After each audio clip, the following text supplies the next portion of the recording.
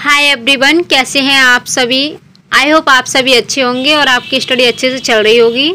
So friends, हमने sonnet number 138 के 50 MCQs को करा दिया है।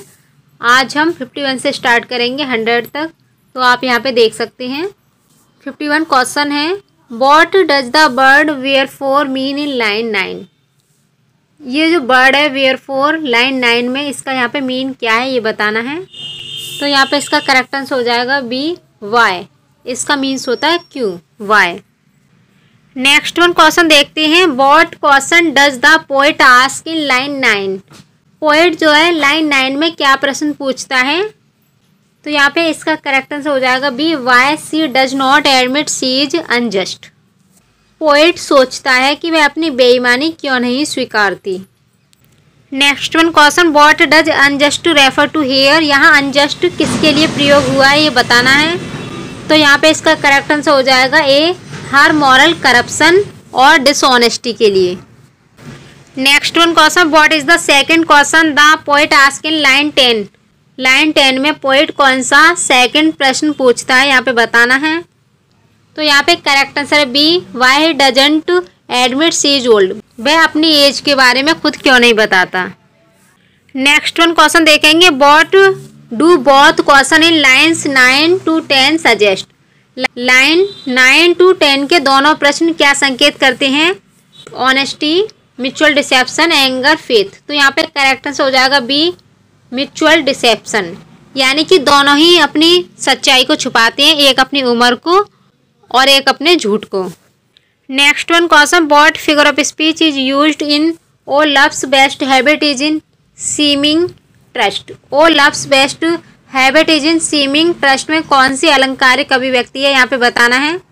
तो यहाँ पे इसका करेक्ट आंसर हो जाएगा ये मेटाफर। नेक्स्ट वन क्वेश्चन देखेंगे। What does seeming trust mean. Seeming trust का क्या अर्थ है यहाँ पे बताना है। तो यहाँ पे इसका करेक्ट आंसर है बी प्रिटेंडेड और आउटवार्ड ट्रस्ट। यह दिखावटी या झूठा भरोसा है, झूठा विश्वास है। Next one question. What is meant by loves best habit. Love's best habit का क्या अर्थ है यहाँ पे बताना है। तो यहाँ पे इसका करेक्ट आंसर है B pretending to trust each other. कवि कहता है कि प्रेम की सबसे अच्छी आदत दिखावा करना है। Next one question. What truth about human love does the poet suggest. कभी प्रेम के बारे में कौन सी सच्चाई बताता है यहाँ पे बताना है। यहाँ पे correct answer A love is built on lies sometimes. Next one question. What is the tone of line 9 to 12 में कौन सा टोन है यहाँ पे बताना है। तो यहाँ पे इसका करेक्ट आंसर है A ironic yet affectionate. Next one question. What does age in love loves not to have ears told mean। Age in love loves not to have ears told का क्या अर्थ है यहाँ पे बताना है।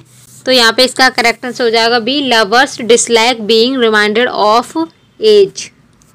प्रेम में लोग अपनी उम्र बताना पसंद नहीं करते, यहाँ पे इसका करेक्ट आंसर है B. Next one question. What human weakness is highlighted in line 12। Line 12 में कौन सी मानवीय कमजोरी दिखाई गई है। तो यहाँ पे इसका करेक्ट आंसर है ए वैनिटी अबाउट यूथ। लोग मानना ही नहीं चाहते हैं कि वह ओल्ड हो रहे हैं। Next one question. What poetry device is used in love loves not. Love loves not में कौन सा पोएट्री डिवाइस प्रयोग हुआ है। तो यहाँ पे करेक्ट आंसर हो जाएगा ए ऑलिट्रेशन। यहाँ पे एल की यहाँ पे रिपीटेशन हुई है। Next one question. What contrast is drawn between the lovers in these lines. In lines में दोनों प्रेमियों के बीच क्या विरोधाभास है यहाँ पे बताना है।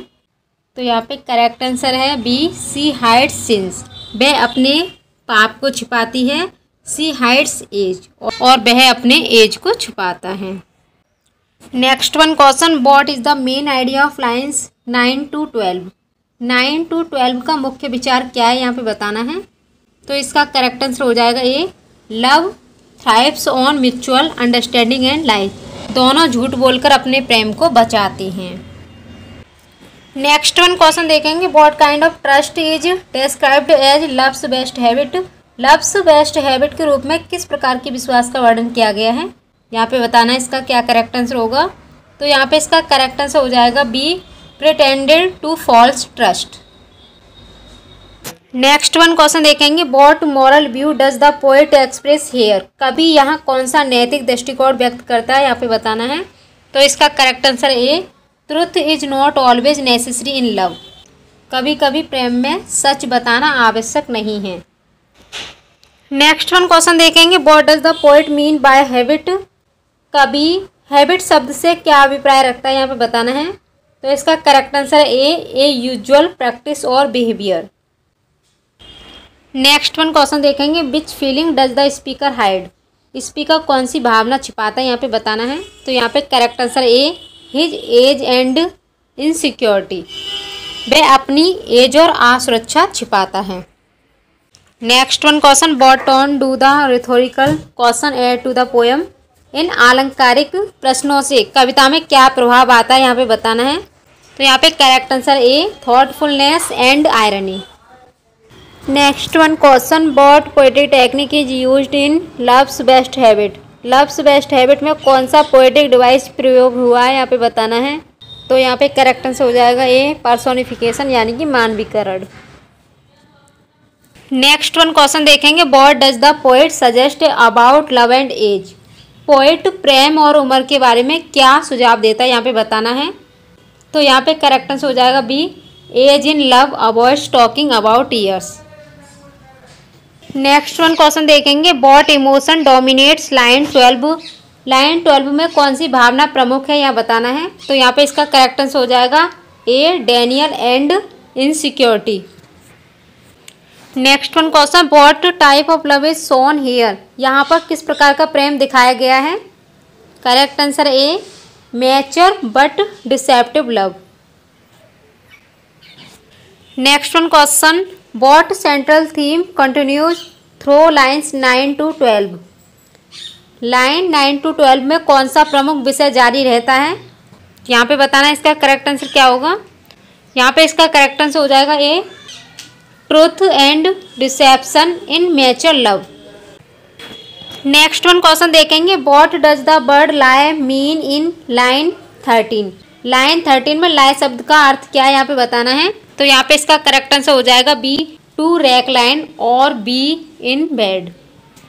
Next one question, what dual meaning does lie carry in this couplet. इस दोहरे अर्थ वाले शब्द लाई का क्या अर्थ है, यहाँ पे बताना है, क्या महत्व है। यहाँ पे इसका करेक्ट आंसर है A, physical intimacy and deception. Next one question देखते हैं, what does see with me suggest. See with me क्या दर्शाता है, यहाँ पे बताना है। Correct answer A, mutual intimacy. Next one question, what is implied by in our faults. In our faults से क्या संकेत मिलता है। यहाँ पे correct answer A, both have imperfections. Next one question देखते हैं, what does by lies be flattered by mean. By lies be flattered be का क्या अर्थ है। तो यहाँ पे करेक्ट आंसर है A, they use lies to make each other feel good. यानी कि वे यूज करते हैं झूठ का और एक दूसरे को अच्छा फील कराते हैं। तो यहाँ पर सोनेट 138 के 80 क्वेश्चंस हो गए हैं, बाकी के इसके 20 क्वेश्चंस रह गए हैं, उनको नेक्स्ट करा देंगे। अगर आपको वीडियो अच्छी लगी हो तो ज़्यादा से ज़्यादा लाइक शेयर कीजिएगा। Thanks for watching video.